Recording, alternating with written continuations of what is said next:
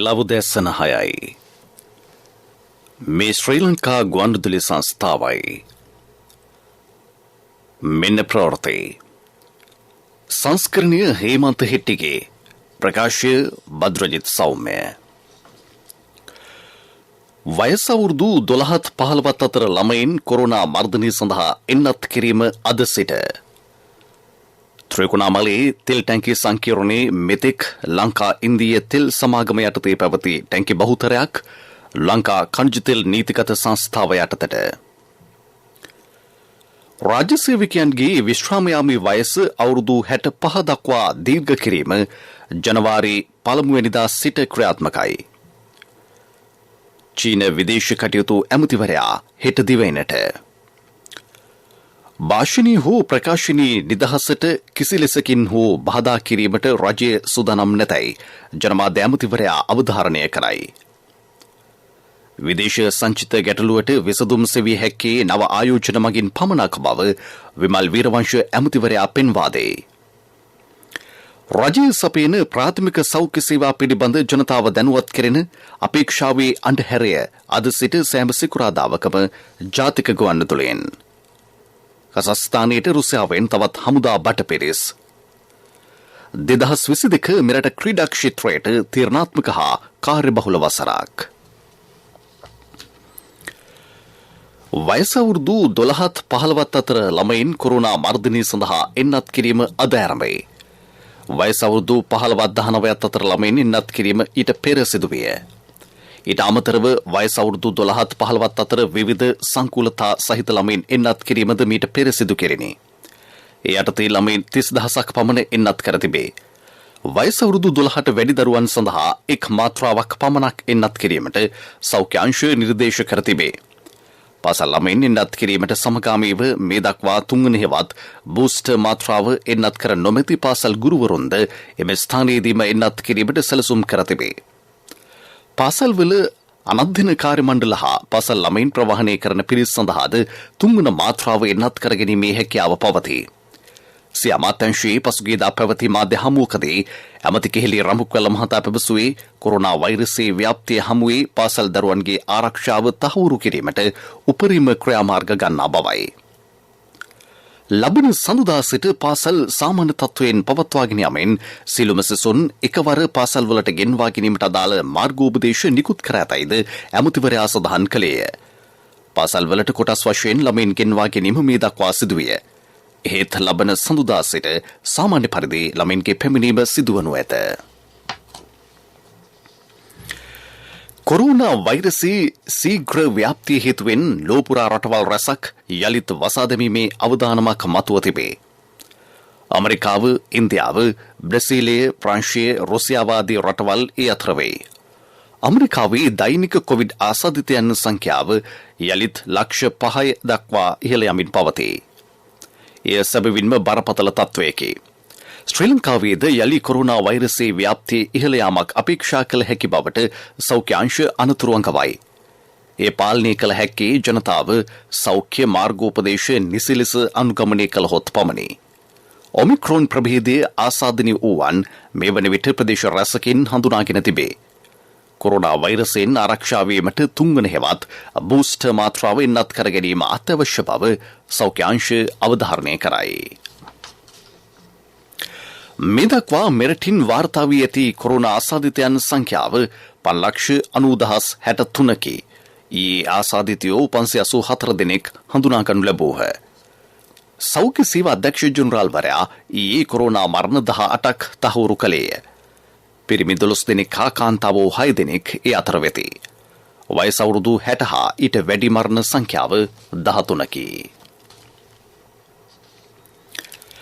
ත්‍රිකුණාමලය තෙල් ටැංකි සංකීර්ණයේ මෙතෙක් ලංකා ඉන්දියානු තෙල් සමාගමේ පාලනය යටතේ පැවති ටැංකි බහුතරයක් ලංකා ඛනිජ තෙල් නීතිගත සංස්ථාවේ පාලනයට යටත් කර සංවර්ධනය කිරීම සඳහා වඩ ගිවිසුමකට මුදල් අමාත්‍යාංශයේදී ඊයේ අත්සන් තිබිණි. ඒ අනුව ත්‍රිකුණාමලය තෙල් ටැංකිය සම්බන්ධයෙන් වන 2003 බදු ගිවිසුම අහෝසි වී එම සංකීර්ණයේ වසර 50ක බදු කාලයකට ආයතන 3කට බෙදී යයි. ලංකා ಖನಿಜ තෙල් සංස්ථාවට ටැංකි 24ක්ද ට්‍රෙන්කෝ පෙට්‍රෝලියම් ටර්මිනල් සමාගමට ටැංකි 61ක්ද ඉන්දියානු ලංකා තෙල් සමාගමට ටැංකි 14ක්ද පැවරේ. ට්‍රෙන්කෝ පෙට්‍රෝලියම් ටර්මිනල් සමාගම යනු ලංකා ಖනිජ තෙල් නීතිගත සංස්ථාවට 51ක්ද ලංකා ඉන්දියානු තෙල් සමාගමට 49ක්ද කොටස් හිමි ලංකා ಖනිජ තෙල් නීතිගත සංස්ථාව යටතේ පාලනය වන සමාගමකි. එහි අධ්‍යක්ෂ මණ්ඩලය හා ಖනිජ තෙල් නීතිගත සංස්ථාව පත් කරන සිව් දෙනෙකුගෙන් හා ලංකා ඉන්දිය තෙල් සමාගම පත් කරන තිදෙනෙකුගෙන් සමන්විත වේ. සමාගමේ සභාපතිවරයා පත් කරන්නේ ලංකා ಖනිජ තෙල් නීතිගත සංස්ථාවයි. ඊයේ ඇතිකරගත් එකඟතාවයට අනුව ත්‍රිකුණාමලයේ තෙල් ටැංකි සංකීර්ණයේ ටැංකි 95න් 85කම පාලනය ලංකා ಖනිජ තෙල් නීතිගත සංස්ථාව සතු වේ. ශ්‍රී ලංකා රාජ්‍ය වෙනුවෙන් මුදල් අමාත්‍යාංශයේ ලේකම් SR ආටිකල ලංකා ಖනිජ තෙල් නීතිගත සංස්ථාවේ සභාපති සුමිත් විජේසිංහ එහි කළමනාකාර අධ්‍යක්ෂ බුද්ධික මඩිහ හේවා යන මහතුරු ඊට අත්සන් තැබූහ. ලංකා ඉන්දියානු තෙල් සමාගම වෙනුවෙන් අත්සන් තැබුවේ එහි කළමනාකාර අධ්‍යක්ෂ මනෝජ් ගුප්තා මහතාය. මෙම නව ගිවිසුම ලබන සඳුදා ඇමති මණ්ඩලයට ඉදිරිපත් කරන අතර ලබන 18 වෙනිදා පාර්ලිමේන්තුවට ඉදිරිපත් කිරීමට නියමිතයි.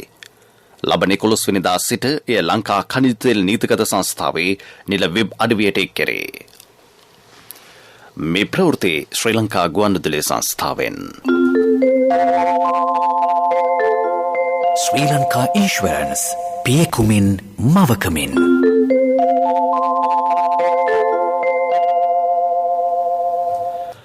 රාජ්‍ය නිලධාරීන්ගේ අනිවාර්ය විශ්‍රාම යාමේ වයස අවුරුදු 65 දක්වා දීර්ඝ කෙරේ. එය ජනවාරි 1 වෙනිදා සිට ක්‍රියාත්මකයි. විශ්‍රාම වැටුප් ව්‍යවස්ථා සංග්‍රහයට ඊට අදාළ සංශෝධනය කිරීම සඳහා ඇමති මණ්ඩල අනුමැතියද ලැබී ඇතැයි රාජ්‍ය සේවා පළාත් සභා හා පළාත් පාලන අමාත්‍යාංශය පවසයි. ආණ්ඩුක්‍රම ව්‍යවස්ථාව මගින් හෝ වෙනත් නීතියක් මගින් හෝ විශ්‍රාම ගැන්වීමේ වයස නිශ්චිතව තීරණය කර ඇති නිලධාරීන් හැර සෙසු සීලු සිවිල් නිලධාරීන් සඳහා විශ්‍රාම යාමේ වයස අවුරුදු 65 දක්වා වන තීරණය අදාළ වන බව අමාත්‍යාංශ ලේකම් ජේ.ජේ. රත්නසිරි මහතාගේ අත්සනින් නිකුත් කර ඇති නිවේදනයේ දැක්වේ.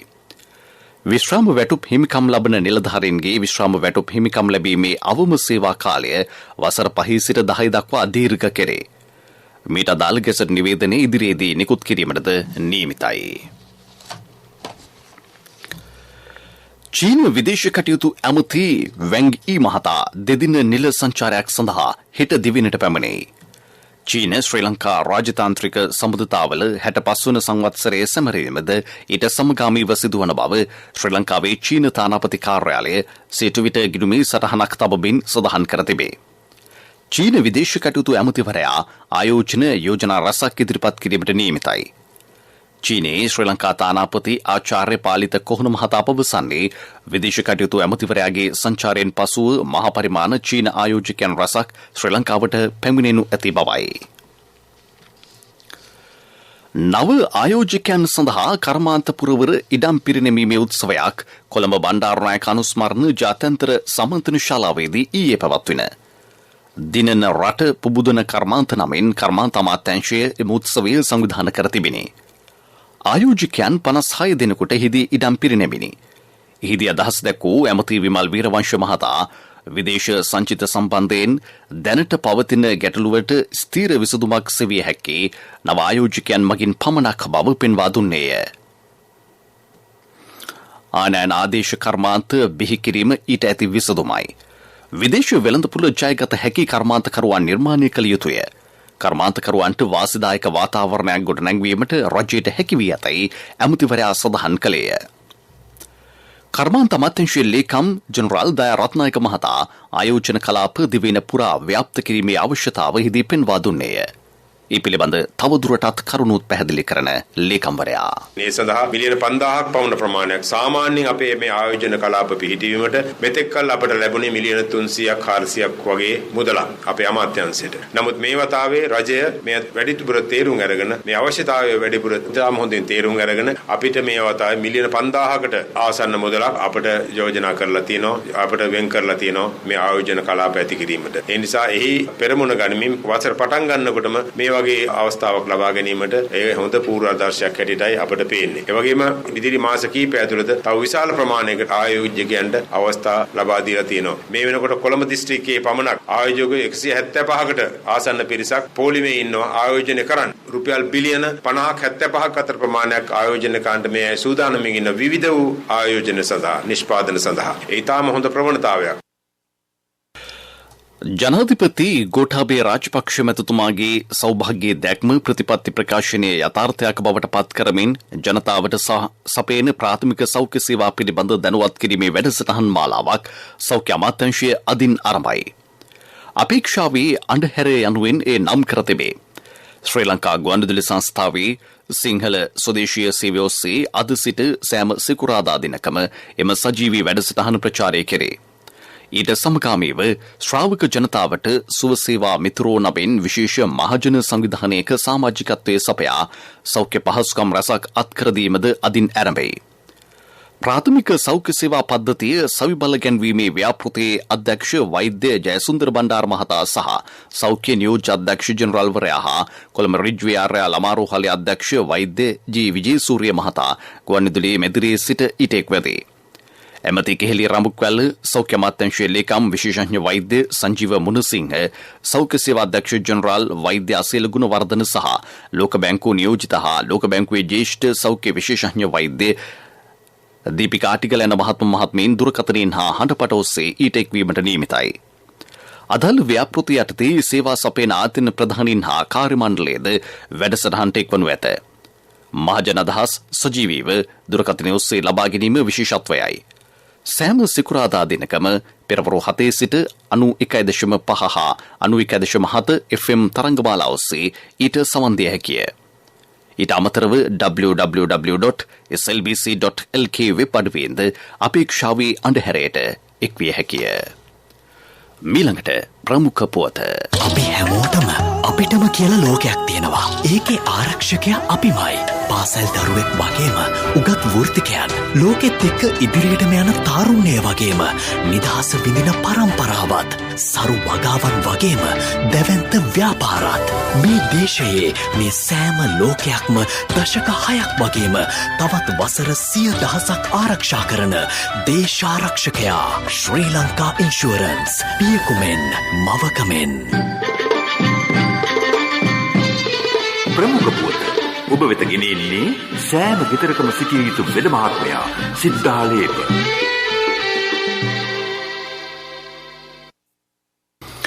භාෂණී හෝ ප්‍රකාශනී නිදහසට කිසි ලෙසකින් හෝ බාධා කිරීමට රජය සූදානම් නැතයි ජනමාධ්‍ය ඇමති ඩලස් අල්හප්පෙරුම මහතා කියයි. සමාජයේ ප්‍රගමනයට විවේචන අවශ්‍යය. එහෙත් එම විවේචන ආකල්ප මත නොව තොරතුරු මත පදනම් විය යුතුය. ත්‍රිකුණාමලී දිස්ත්‍රික්කයේ ප්‍රාදේශීය මාධ්‍යවේදීන් ඉලක්ක කර සංවිධානය කර තිබූ වැඩමුළුවකට එක්වෙමින් තවදුරටත් ඒ පිළිබඳ පැහැදිලි කළ ජනමාධ්‍ය ඇමතිවරයා. ගොඩක් වෙලාවට වගකීම් රහිතව සිදුවෙන පුංචි දෙයකින් පවුලක් ආයතනයක් සමාජයක් චරිතයක් මුළු මනින්ම විනාශ වෙන්න පුළුවන්. ඒ නිසා තොරතුරු උපකල්පන මත නොව ආකල්ප මත නොව දත්ත මත තොරතුරු මත පදනම් වෙලා අපි අපේ මාධ්‍ය කලාවේ නිරත වෙමු. සම්භාවනීය මාධ්‍ය කලාවක් ගොඩනගා ගන්න පුළුවන් වෙන්නේ තෙන්දී. භාෂණයේ නිදහස, ප්‍රකාශනයේ නිදහස කිසිදු ආකාරයකින් බාධා කරන ආණ්ඩුවක් විතර අපි සුදුරන්නේ නැහැ. මම විශේෂයෙන් ජනමාධ්‍ය ඇමතිවරයා විදියට ඒ වෙනුවෙන් මුළු හදවතින්ම පෙනී ඉන්නවා. ඒක ගැන සැකයක් තියාගන්න එපා. අපි ඔකේ දියුණු වෘත්තීමය භාවය ලබා ගන්න කටයුතු කරමු. රටට ඇත්ත පෙන්නමු. විවේචනය වැදගත්. විවේචන කරන්න එපා කියලා නෙමෙයි මම කියන්නේ. විවේචනය වැදගත්. හැබැයි විවේචනය ආකල්ප මත පදනම් වෙන්නේ නැතුව තොරතුරු මත පදනම් වෙච්ච විවේචනයක් අපි කරමු. මම විශ්වාස කරන්නේ එහෙමයි රටක් නිරෝගීමත් කරන්න පුළුවන් වෙන්නේ. ප්‍රමුඛතම පුවත ඔබ වෙත ගෙන ආවේ සිද්ධාලේප ලක්වියාව. ශක්ති හඬ අවධානය පිණිසයි. සූරියවැව නගරයේ පාලමසලින් අලි ඔලු ආර දක්වා ජලය ගලා යන අතු ඇල මාර්ගයේ දෙපස ඉවුරු කඩා වැටීමෙන් ඇල මාර්ගයට හානි සිදුවෙමින් පවතින බව ප්‍රදේශවාසීහු පවසති. මෙම ඇල ඉවුර දීර්ඝ කාලයකින් පිළිසකර කර නොමැත. මෙම ඇල ඉවුරු කඩිනමින් පිළිසකර කිරීමේ අවශ්‍යතාව ප්‍රදේශවාසීහු පෙන්වා දෙති. සූරියවැව මහවැලි කොට්ටාශ කළමනාකාරතුමනි මේ ඔබේ අවධානයටයි. විදෙස් පුවත්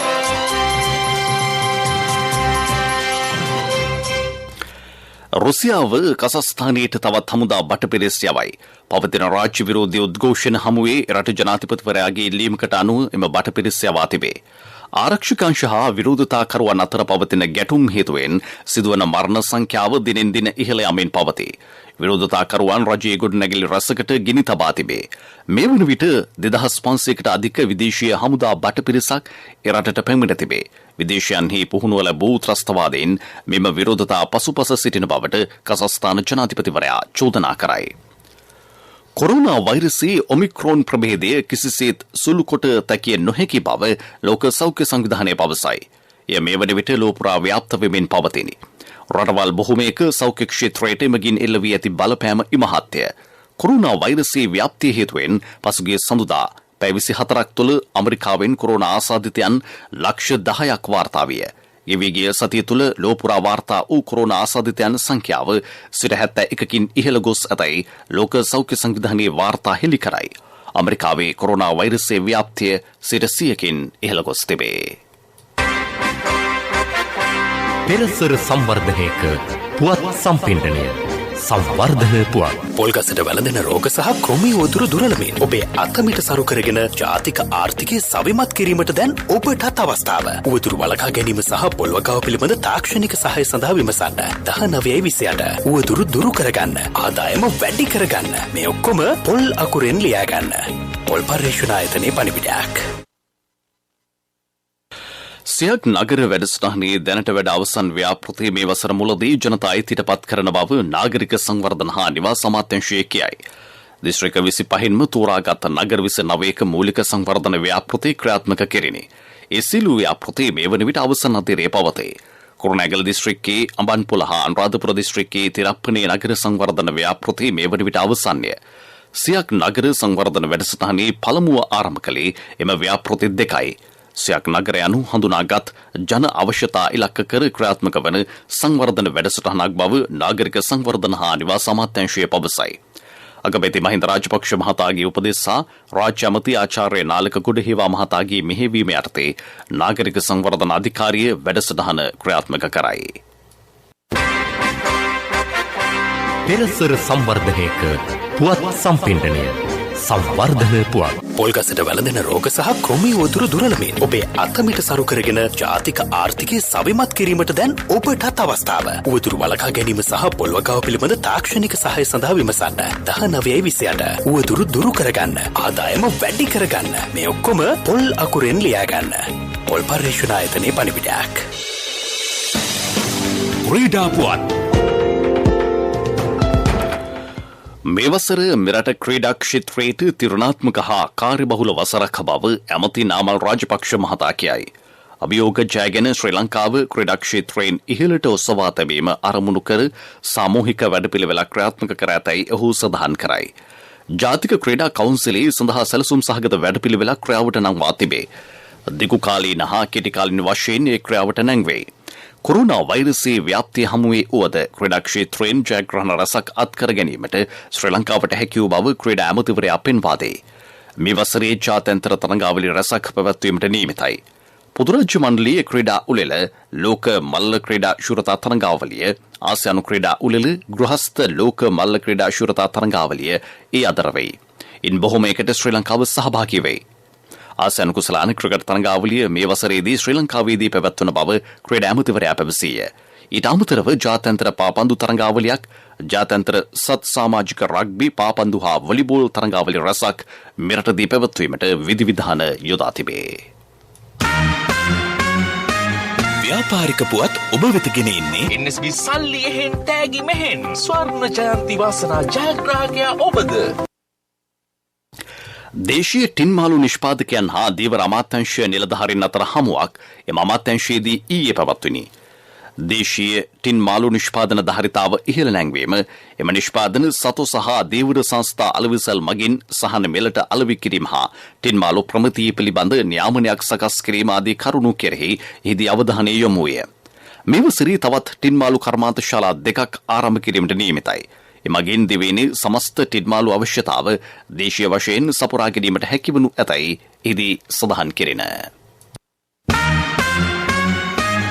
ව්‍යාපාරික පුවත් ඔබ වෙත ගෙනාවේ NSB සල්ලි එහෙන් තෑගි මෙහෙන් ස්වර්ණ ජයන්ති වාසනා ජයග්‍රාහකයා ඔබද. NSB ස්වර්ණ ජයන්තිය වෙනුවෙන් සුපිරි ජයග්‍රාහකයාට රන් පවුන් 50ක්, දෙවැනි ජයග්‍රාහකින් 10 දෙනාට ස්කූටර්, දෙවැනි ජයග්‍රාහකින් 10 දෙනාට iPhone, සිව්වැනි ජයග්‍රාහකින් 29 දෙනාට මවුන්ටන් බයික්. 2021 ඔක්තෝබර් 1 වෙනිදා සිට 2022 දෙසැම්බර් 31 දක්වා NSB U Trust තරහ අවමේ වරකට ඇමරිකානු ඩොලර් 100ක් හෝ ඊට සමාන ඕනෑම විදේශ මුදලක් 3 වතාවක් එවන්න. ආර්ථික පුවත් ආවරණය ඔබේ ඕනම අවශ්‍යතාවයකට සුදුසු මූල්‍ය විසඳුම් දෙන එන අය දියුණු වෙන අය එන LOLC සමූහය එන්න දියුණු වෙන්න. සතොස ශාකාජාලයේ දහස දහදක්වා ඉහළ නැංවීමේ වැඩපිළිවෙලක් ආරම්භ කර ඇතැයි ඇමති බන්දුල ගුණවර්ධන මහතා කියයි. මේ වසර තුළ සෑම ප්‍රාදේශීයකම් කොට්ටාශයකම ලංකා සතොස ශාකා 3 බැගින් විවෘත කිරීම ඉලක්කයයි. එමගින් පාරිභෝගිකයන්ට අත්‍යවශ්‍ය භාණ්ඩ පහසුවෙන් ලබා ගැනීමේ අවස්ථාව උදාවන බව ඇමතිවරයා පෙන්වා දෙයි. මගේ මහත්තයා දාපු මේ රත්තරන් මුද්ද තමයි මගේ ජීවිතේ. LOLC එකට ඔයාලගේ රත්තරන් පණ වගේ. ඔයාලගේ රන් බහඬ අපි ළඟ තියනකල් ඔයාලට ජීවිත රක්ෂණයකුත් දෙන්නේ අපි විතරයි. වෙලාවට ගෙවා ගන්න බැරි වුණොත් ඔයාලගේ රත්තරන් කොහොම හරි ඔයාලටම දෙන එකයි අපේ ප්‍රතිපත්තිය. ගෙවා ගන්න අමාරුනොත් අපි කතා කරලා විසඳුමකුත් දෙනවා. මුද්දට මං හිතපු නැති ගාණක් හම්බුණා. ආපු ගමන් වැඩෙත් උනා. වටිනා තෑග්ගකුත් හම්බුණා. LOLC එක කරන ගනුදෙනුවක් රත්තරන් වටින ගනුදෙනුවක් කියන්නේ ඒකනේ. LOLC ෆයිනෑන්ස් රන් සවි රන් අය සේවාව. රත්තරන්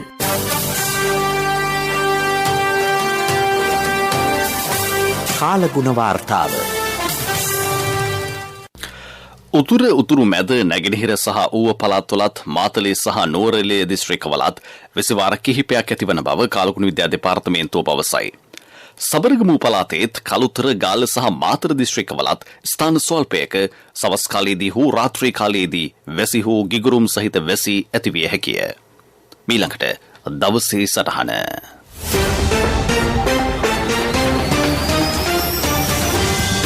ජනතාවගේ සමීපතම ඥාති මිත්‍රාදීන්ගෙන් පසු සිටින මිතුරා වන්නේ ශ්‍රී ලංකා පොලිසියයි. රටේ ජනතාවගේ ඕනෑම ප්‍රශ්නයකදී ඕනෑම විපතකදී ඔවුන් බේරා ගැනීමට පෙරටෙන්නේ ශ්‍රී ලංකා පොලිසිය බව අප අමතක කළ යුතු නැහැ. පොලිසිය රටේ ජනතාවගෙන් බැනුම් අසන වාර අප්‍රමාණයි. පොලිසිය සිටින්නේ රටේ නීතිය ක්‍රියාත්මක කර ජනතාවට ආරක්ෂාව සැලසීම පිණිසයි. එම කාර්යභාරය කොපමණ හොඳින් කළත් නරකින් සිදු කළත් පොලිසියට හොඳක් අසන්නට ලැබුණොත් එය පුදුමයක්. වැස්ස අවුව නොබලා පැය ගණන් මහපාරේ සිට මිනිස් ජීවිත ආරක්ෂා කර ගැනීමට වෙහෙසෙන පොලිස් නිලධාරීන් කරන කටයුත්ත හරහා මෙරට වසරකට බිලියන ගණනක දඩමුදල් ආදායමක් ලබා දෙන බව වැඩි පිරිසක් නොදන්නා කරුණක්. මේ රටේ ආදායම් ලබා දෙන ප්‍රධාන ආයතන කිහිප අතරින් ශ්‍රී ලංකා පොලිසිය ඉතාමත් වැදගත් වෙනවා. ජනාධිපති ගෝඨාභය රාජපක්ෂ මහතා මේ රටේ ජනාධිපතිවරයා බවට පත්වීමෙන් පසු ශ්‍රී ලංකා පොලිසිය නගා සිටුවීම පිණිස සුවිශේෂී වැඩපිළිවෙලක් දියත් කළා. පොලිස් නිලධාරීන්ගේ උසස් වීම, මාරුවීම්, අභියාචනා,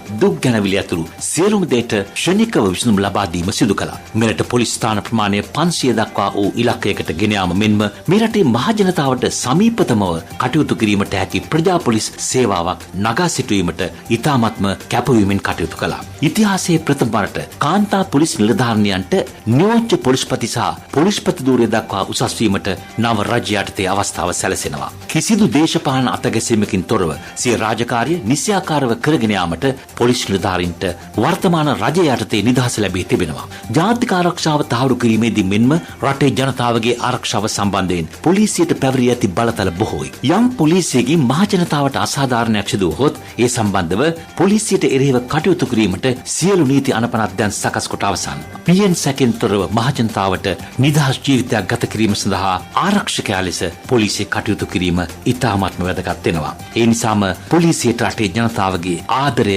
නිතැතින්ම හිමි වෙනවාට කිසිදු අනුමානයක් නැහැ.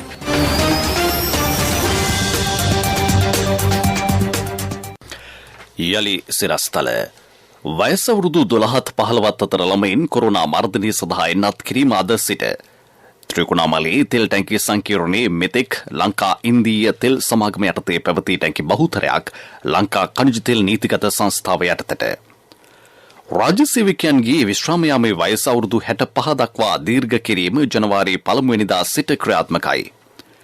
චීන විදේශ කටයුතු ඇමතිවරයා හෙට දිවයිනට භාෂණය වූ ප්‍රකාශනයේ නිදහසට කිසි ලෙසකින් හෝ බාධා කිරීමට රජය සූදානම් නැතැයි ජනමාධ්‍ය ඇමතිවරයා අවධාරණය කරයි. විදේශ සංචිත ගැටලුවලට විසඳුම් සෙවිය හැක්කේ නව ආයෝජන මගින් පමණක් බව විමල් වීරවංශ ඇමතිවරයා පෙන්වා දෙයි. රජයේ සපයන ප්‍රාථමික සෞඛ්‍ය සේවා පිළිබඳ ජනතාව දැනුවත් කෙරෙන අපේක්ෂාවේ අඬහැරය අද සිට සෑම සිකුරාදාවකම ජාතික ගුවන්විදුලියෙන්. කසස්ථානයට රුසියාවෙන් තවත් හමුදා බටපිරිස් 2022 මෙරට ක්‍රීඩා ක්ෂේත්‍රයට ත්‍රිරාත්මක හා කාර්යබහුල වසරක්. දැසන ප්‍රවෘත්තීන් සමාප්තයි. අපගේ මෙම ප්‍රවෘත්ති ප්‍රකාශය www.slbc.lk වෙබ් අඩවිය ඔස්සේද සවන් දිය හැකියි. මීළඟ ප්‍රධාන ප්‍රවෘත්ති ප්‍රකාශය දහවල් 12:45ට බලාපොරොත්තු වන්න.